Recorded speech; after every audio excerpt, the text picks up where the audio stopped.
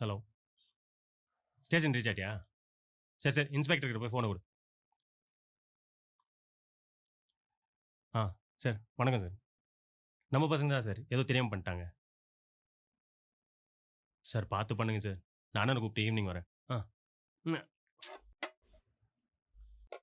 தோசையை மட்டும் சாப்பிட்டா சாம்பார் யார் காலி பண்ணுவா? ஏய் ஏய் ஏய் ஏய், எவ்வளோ முறுக்கா சாப்பிட்றது? சாப்பிட்டு சாப்பிட்டு பல்லே வலிக்குது எனக்கு. உனக்கு சாம்பார் தவிர வேற எதுவும் செய்ய தெரியாதா?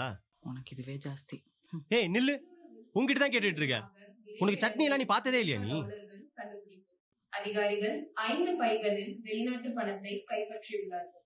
ஒவ்வொரு பையிலும் தோராயமாக 25 கோடி ரூபாய் மதிப்பிட்டிருக்கிறார்கள். வாடா, என்ன இந்த பக்கம்?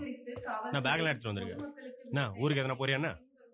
இல்லண்ணா, இந்த பேக்கை கத்தால அந்த ரோட்ல பார்த்தனா ஓபன் பண்ணி பார்த்தா ஒரே வெளிநாட்டு பணமா இருந்துச்சு. அத்தா பயத்துல என்ன பண்றதுனே தெரியல, உங்கள்ட்ட எத்தனை வந்துட்டேன்.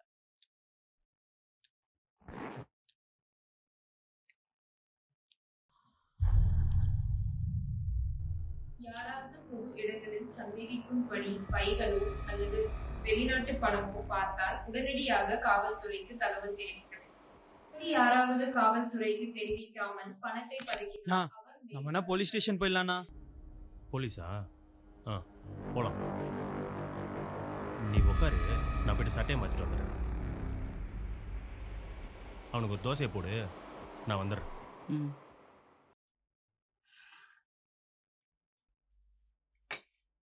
இந்த சாப்பிடு.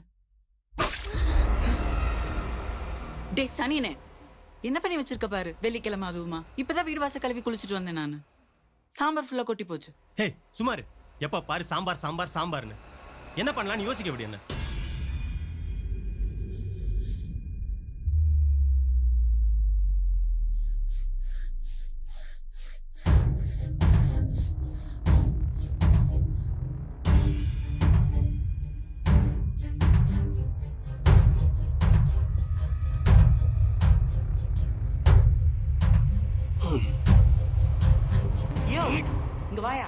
கண்டுபிடித்த அமெரிக்கன் டாலர்ஸ் குறித்த விவரங்கள்.